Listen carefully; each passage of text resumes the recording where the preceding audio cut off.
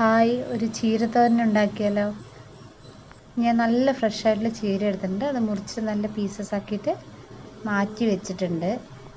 പിന്നെ ഞാൻ ഒരു സവോള, ഒരു പച്ചമുളക് എടുക്കുന്നുണ്ട്. അതെല്ലാം ഞാൻ ചെറുതാക്കി കട്ട് ചെയ്ത് വെച്ചിട്ടുണ്ട്. നമുക്കിനി കറി ഉണ്ടാക്കാൻ സ്റ്റാർട്ട് ചെയ്യാം. ആദ്യം തന്നെ ഞാൻ കുറച്ച് ഓയിൽ ഒഴിക്കുന്നുണ്ട്. പിന്നെ അതിലേക്ക് ആവശ്യമായിട്ടുള്ള നമ്മൾ കടുക്, പിന്നെ കറിവേപ്പില,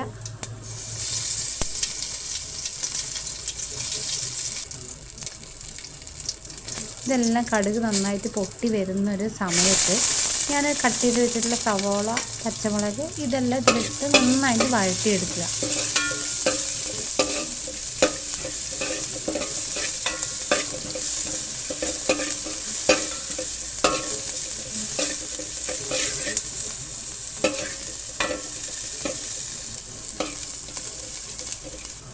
ഇനി ഇതിലോട്ട് ആവശ്യത്തിനുള്ള ഉപ്പ് ഇപ്പം തന്നെ ഇടുന്നുണ്ട്. നന്നായിട്ട് വഴറ്റിയതിന് ശേഷം നമ്മൾ അവിടെ കട്ട് ചെയ്ത് വെച്ചിട്ടുള്ള ചീര ഇതിലോട്ട് ഇടുക. പിന്നെ നമ്മൾ ഇതിലേക്ക് ആവശ്യത്തിനുള്ള മഞ്ഞൾപ്പൊടി ഇടുക. നന്നായിട്ടൊന്ന് ഇളക്കി കൊടുക്കുക.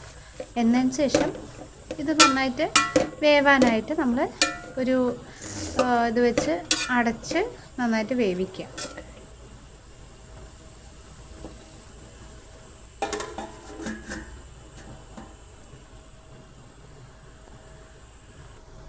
ഏകദേശം ഒരു 5 മിനിറ്റിലേറെ സമയം അത്ര തന്നെ ആവശ്യമുള്ളൂ.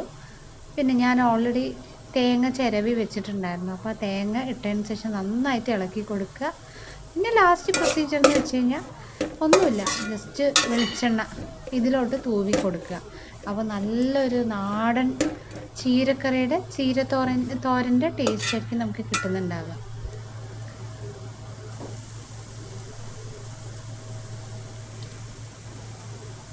ഇത്രയും തന്നെ ഉള്ളൂ. അപ്പോൾ നിങ്ങൾ ട്രൈ ചെയ്ത് നോക്കുക. എന്നിട്ട് ഫീഡ്ബാക്ക്സ് എനിക്ക് കമൻറ്റിലൂടെ അറിയിക്കുക. അപ്പോൾ താങ്ക് യു.